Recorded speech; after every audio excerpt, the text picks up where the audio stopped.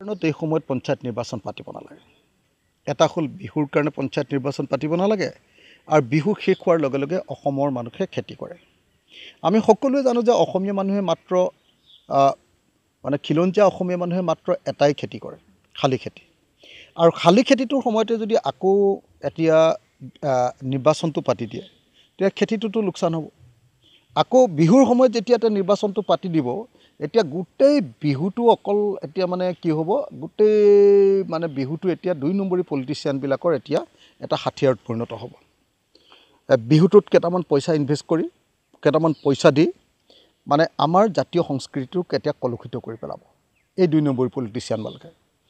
তাৰপাছত আকৌ এইটো এটা গৰ্হিত কথা হ'ব যে বিহুক লৈ এতিয়া যিটো চান্দা সংস্কৃতি হ'ব, চান্দা দুষ্কৃতি হ'ব, যে ইলেকশ্যনত ভোট বিচৰা মানুহবিলাকৰ পৰা এতিয়া সাংঘাতিক ধৰণে মানুহে পইচা বিচাৰিব বিহু পাতিবৰ কাৰণে। আৰু এনেকৈ আমাৰ নিৰ্বাচনটো এটা প্ৰহসনত পৰিণত হ'ব। গতিকে এই মুহূৰ্তত মই দুটা কাৰণত পঞ্চায়ত নিৰ্বাচন নাপাতিবৰ কাৰণে ৰাজ্য চৰকাৰক দাবী উত্থাপন কৰিছোঁ। এটা হ'ল আমাৰ জাতীয় উৎসৱ বিহু, এই সময়ত নিৰ্বাচন পতাটো উচিত নহয় বিহুৰ মাজত। ২ নম্বৰ কথাটো হ'ল যে বিহুৰ পাছতে যি সময়ত নিৰ্বাচন হ'ব সেই সময়তে খেতিৰ আৰম্ভণি। গতিকে খেতিৰ সময়ত কোনোপধ্যে এনেকুৱা ধৰণৰ নিৰ্বাচন অনুষ্ঠিত কৰি আমাৰ অৰ্থনীতিৰ ওপৰত আঘাত কৰাটো কেতিয়াও উচিত নহয়। নিৰ্বাচন বাৰম্বাৰ আহিব, কিন্তু আমি খেতিটো বচাব লাগিব। অসমীয়া মানুহ দিনে দিনে এলেহুৱা গৈ আছোঁ। অসমীয়া মানুহ বেছিকৈ হিতাধিকাৰী হৈ গৈ আছোঁ। অসমীয়া মানুহে উৎপাদন কৰিবলৈ আমি বাদ দি দিছোঁ। অসমীয়া মানুহে লাহে লাহে খেতি এৰিছোঁ। অসমীয়া মানুহৰ পথাৰ আজিকালি পৰি থাকিবলৈ ধৰিছে। অসমীয়া মানুহে উৎপাদন যদি নকৰে, প্ৰফেশ্যনেল যদি নহয়, এই জাতিৰ কোনো ভৱিষ্যত নাই। সেইকাৰণে মই ভাবোঁ যে খেতিৰ সময়ত এনেকৈ আপোনাৰ নিৰ্বাচন পতাটো, পঞ্চায়ত নিৰ্বাচন পতাটো দুৰ্ভাগ্যজনক কথা। আৰু সেইকাৰণে খেতিৰ সময়ত নহয়, খেতিৰ পাছতহে পঞ্চায়ত নিৰ্বাচন পাতিবৰ কাৰণে মই ৰাজ্য চৰকাৰৰ ওচৰত দাবী জনাইছোঁ। যদি পঞ্চায়ত নিৰ্বাচন অনুষ্ঠিত হয়, তেতিয়াহ'লে নিশ্চিতভাৱে আমি পঞ্চায়ত নিৰ্বাচনত অংশগ্ৰহণ কৰিম যদি অনুষ্ঠিত হয়। কিন্তু এটা কথা আমি খাটাংকৈ ক'ব খুজিছোঁ যে পঞ্চায়ত নিৰ্বাচনত বিজেপি আৰু অসম গণ পৰিষদে একেলগে খেলিব। আমি বিৰোধী ঐক্য মঞ্চকো একেলগে পঞ্চায়ত নিৰ্বাচনটো খেলিবৰ কাৰণে অনুৰোধ জনাইছিলোঁ।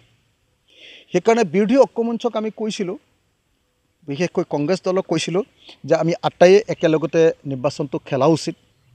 কিন্তু কংগ্ৰেছ দলে বেলেগ ধৰণৰ ডাইলগ মাৰি, বেলেগ অজুহাত উলিয়াই বিজেপিও একেলগতে AGPৰ লগত নেখেলে বুলি কৈ তেওঁলোকে নিৰ্বাচনটো পৃথকে খেলাৰ সিদ্ধান্ত ল'লে। তাৰ ফলস্বৰূপে কি হ'ব? তাৰ ফলস্বৰূপে এতিয়া বিজেপিৰ সুবিধা হ'ব। এনেও পঞ্চায়ত নিৰ্বাচন, টাউন কমিটিৰ নিৰ্বাচন, পৌৰসভাৰ নিৰ্বাচন, এইবিলাকত সাধাৰণতে ৰুলিং পাৰ্টিটোৰ লাভ হয়। ৰুলিং পাৰ্টিটোৱে সাধাৰণতে সুবিধাটো হয়। তেনেকুৱা স্থলত আকৌ আমি দেখিলোঁ যে এতিয়া পঞ্চায়ত নিৰ্বাচন আকৌ যদি আমি পৃথককৈ খেলোঁ, তেতিয়াহ'লে বিজেপি দলৰ, শাসক দলৰ সুবিধা হ'ব।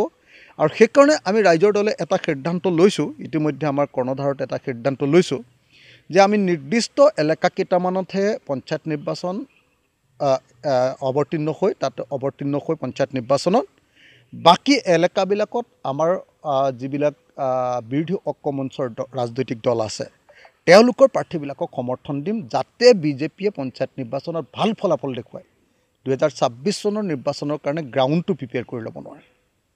দুৰ্ভাগ্যজনক কথা হ'ব দেই। পঞ্চায়ত নিৰ্বাচনলৈ যদি আমাৰ বিৰোধী নিৰ্বাচনটো যদি বেয়া হয়, তেতিয়াহ'লে কিন্তু গ্ৰাউণ্ডটো বিজেপিৰ কাৰণে ভাল হৈ যাব। সেইকাৰণে মই বাৰম্বাৰ কৈ আছোঁ যে আমি বিৰোধী ঐক্য মঞ্চই একেলগতে পঞ্চায়ত নিৰ্বাচনটো খেলিবলৈ।